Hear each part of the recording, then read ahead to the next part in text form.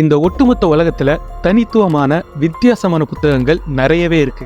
அப்படிப்பட்ட புத்தகங்கள்ல இப்ப நம்ம பார்க்க போற புக் ரொம்பவே வித்தியாசமான விசித்திரமான ஒரு புக். ஏன் இந்த புக் விசித்திரமானதுன்னா, இந்த புக்கை யார் எழுதுனாங்கன்னு தெரியாது, எந்த காலத்தை சேர்ந்ததுன்னு கரெக்டா தெரியாது, இந்த புத்தகத்துல எதை பத்தி சொல்ல வராங்கன்னு கிளியரா ஒரு ஐடியா கிடையாது.